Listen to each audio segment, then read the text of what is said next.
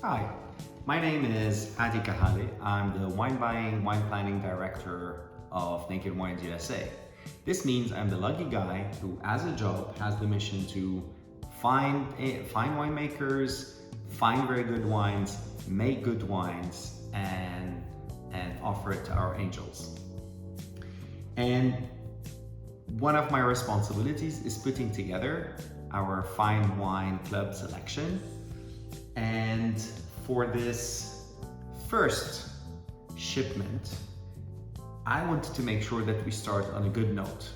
So I chose 3 of the most known grape varieties out there. So Chardonnay, Pinot Noir, and Cabernet Sauvignon.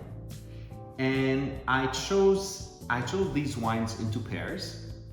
So from what is probably the best region in the USA making Chardonnay, Sonoma, I chose 2 wines from the same vintage, from 2 different vineyards, from 2 different winemakers. Same for the Pinot Noir. So where can you find the best Pinot Noir in the US? Oregon, Willamette Valley. Same thing, same vintage, 2 different regions, 2 different sub-AVAs, 2 different winemakers. And for the Cabernet Sauvignon, Napa Valley. Where else? In this case, it's not the same vintage. It's 2019 and 2020, but one is from the valley floor, and the other is from the mountains. And again, from 2 legends of Napa. I hope you're going to enjoy it. Our first 2 wines, the Chardonnay wines, are made by a New Zealand by birth and Australian by birth. Both came to the US more than 20 years ago, and they are considered today icons of winemaking. The first wine is Matt Parish, Petaluma Gap Chardonnay, and the second wine is DRG from Robert Young Vineyard, Alexander Valley from Daryl Groom. So let's start by Matt Parish. Matt Parish was born in New Zealand, then came to California, where he oversaw the winemaking of some of the best known wineries in California, so Beringer, Stag's Leap. Matt is someone who is laser precise, laser focused, know exactly what he wants from the grapes and exactly what he wants from wine. And he has one focus, is how to make the wine pleasurable. So why is Sonoma so well known for Chardonnay? Chardonnay is a grape variety that doesn't like too much heat. Chardonnay will retain its acidity and its elegance when it's in a region where you have, at least during some part of the day, cool climates, cool temperatures. And this is why Sonoma is so important. Sonoma is just on the Pacific coast. So this flow of fog and flow of cool breeze always is cooling the grapes and the vineyards. This wine comes from Petaluma Gap. It's called Petaluma Gap just because there's a gap in the mountains just where the Petaluma town is, which makes that the breeze and the fog and the cool air comes from the Pacific and goes within this mountain range. In the case of the second wine, DRG by Daryl Groom. Daryl Groom again is a legend, and you'll hear me say this a lot today. These are legend winemakers, iconic winemakers. So Daryl used to make wine in Australia. If you ask anyone what is the most famous Australian red wine, they will tell you Grange, Penfolds Grange. And Daniel was on the winemaking team making this wine, and actually he made the 1986, which until now is supposed to be one of the 3 greatest vintages of this magnificent wine. Daryl Groom now lives here for more than 20 years. He was the head winemaker of, again, some of the most known wine brands in the US. Daryl also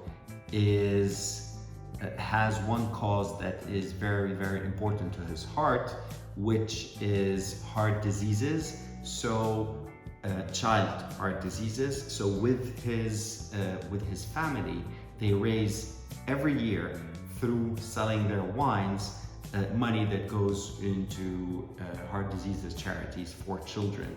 And not so long time ago, he had raised almost $1 million because of what he does. So this wines come from Alexander Valley, again in Sonoma. So Alexander Valley is named after Cyrus Alexander, a pioneer. The Alexander Valley really follows the Russian River. Some vines are really on the top of the hills. Some are really next to the Russian River. But in all cases, again, it is a cold region. But if I want to compare between the Petaluma Gap and Alexander Valley is a little bit warmer. So you will see that when you will taste the wine, that one wine has fresher acidity, zingier, whereas the other one has more round notes. So I'm going to pour those next to each other. So you may notice when you're doing a tasting, you always start from left to right. So I poured wine number one in the glass that is to my left, and wine number 2 on the glass that is to my right.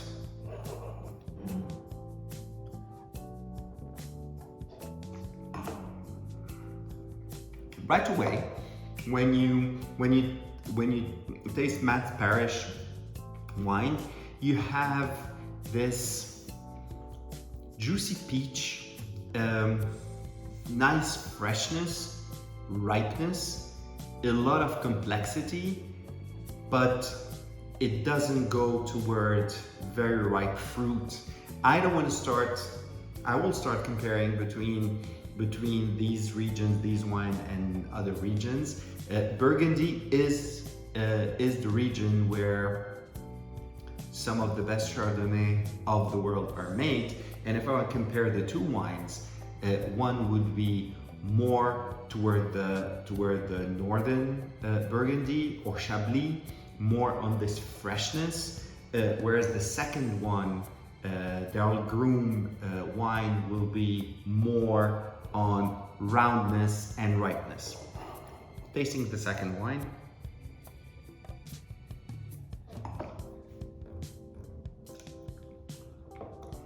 So yeah, you will see that it has automatically more ripeness,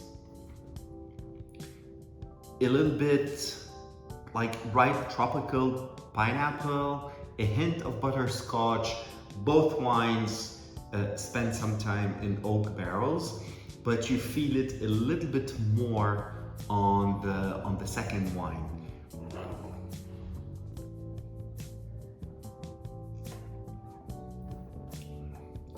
Yeah, I would say the first one is in precision, like I said, Matt Parish style, precision, freshness. The second one is more decadent, luxury,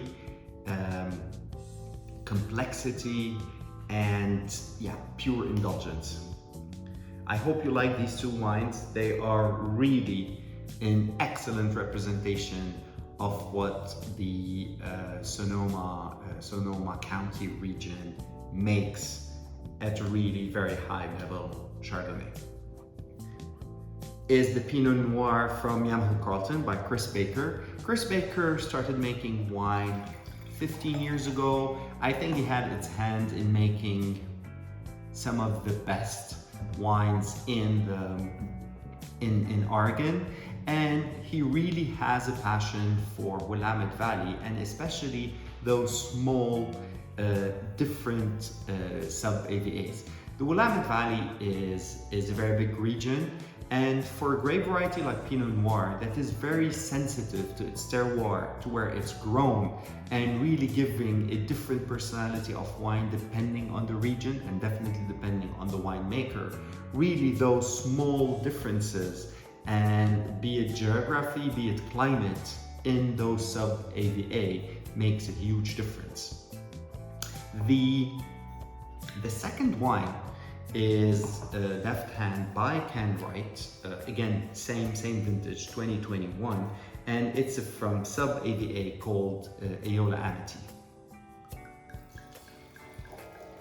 Wright is, again, I'm using the same word, legend, icon.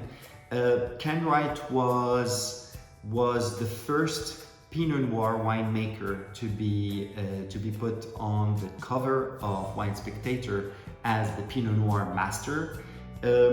Those sub-AVAs were literally placed on the map by Wright.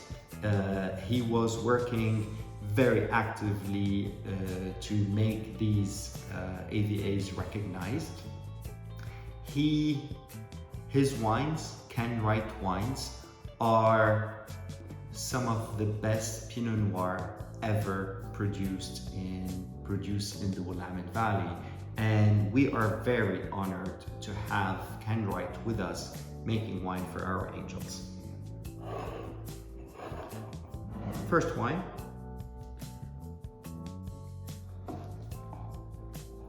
So Yamhill-Carlton is a valley by itself, turns south.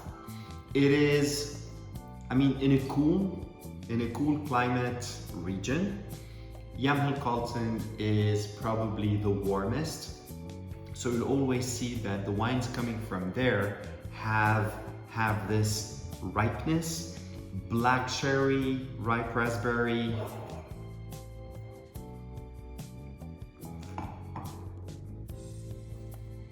savory flavors with a little bit of cedar. This is coming from oak. Whereas in the case of the second wine, Eola-Amity,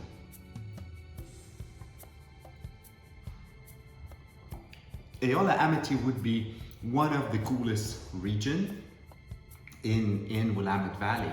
This automatically gives a wine with a higher freshness. The aromas are more red fruit than black fruit.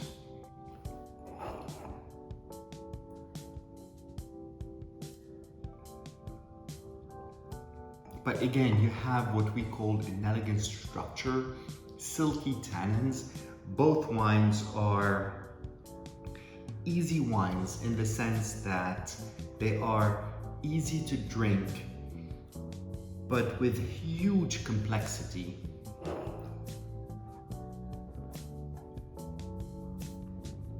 Yeah, and these wines are going to age gracefully. What you have today is they are really still on the fruit, on the fresh fruit, but they have the backbone to age, and they will age, it'll start transforming into what we call tertiary notes. It's more the mushroom, the forest floor, and yeah, definitely these wines can be drank today, but I would love to see how it's going to evolve in a few years' time. Next is the two Cabernet Sauvignon wines. First wine is vintage 2019, von Strasser, Diamond Mountain from the Sori Bricco Vineyard.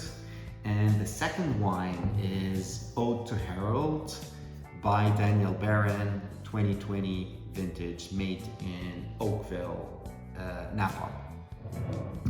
When you think about Cabernet Sauvignon wines, and when you think about the best region in the world for Cabernet Sauvignon, One is undoubtedly Napa.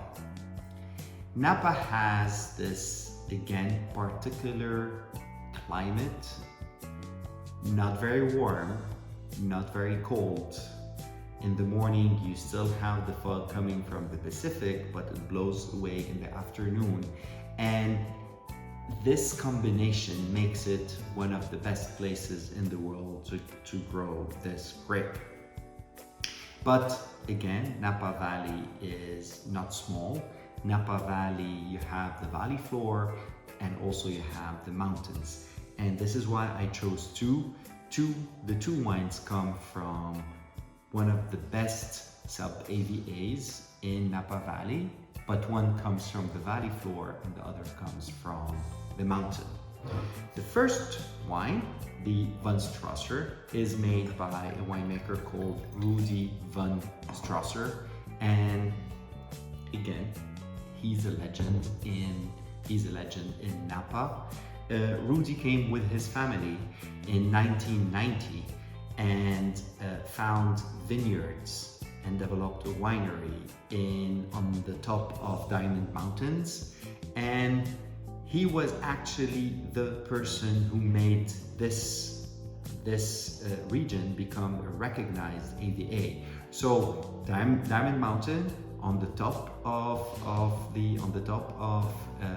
Napa Valley, and is known as Diamond Mountain because there's volcanic shards in the soil that shines and looks like diamonds.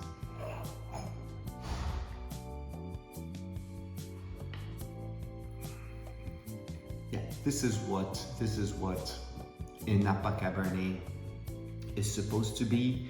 So you have these aroma of blackberry, hints of vanilla from oak, dark chocolate, earthy notes.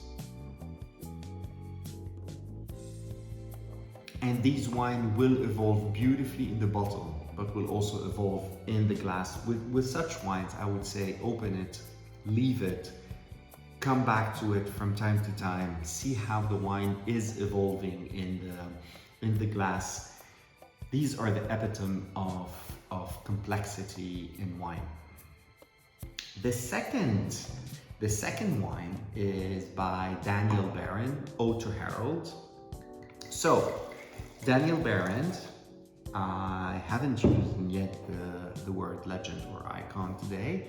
So, Daniel Barron is, if you heard of Silver Oak, if you heard of Dominus, also if you heard of Petrus in France, this is where Daniel Barron got his first job, but then for almost 20 years was the winemaker at Silver Oak.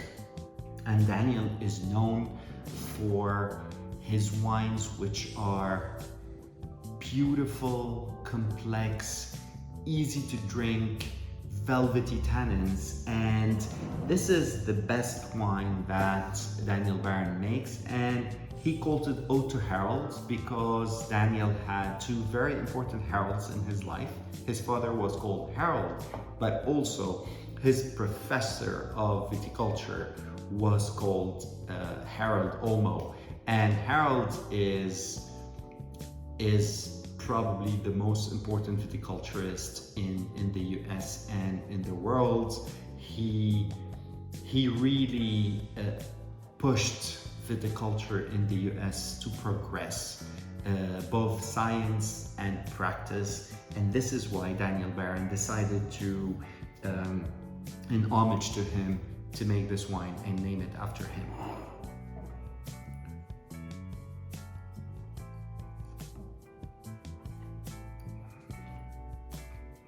Yeah, it's opulence meets finesse. So this is the valley floor. It's a little bit warmer than the Diamond Mountain, but in the same time, it is under the fog line.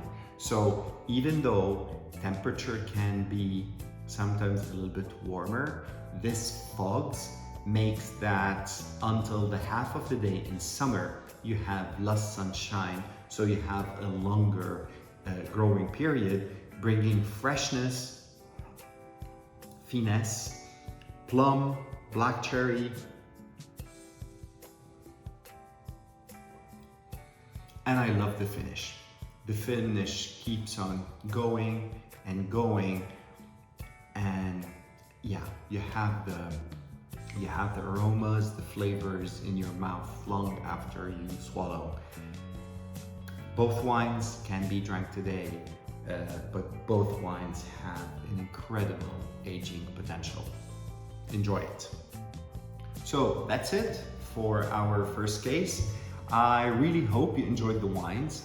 Thank you for going on this adventure with us, with me, and please visit our Fine Wine Club page and tell us what you think about the wine. See you next time.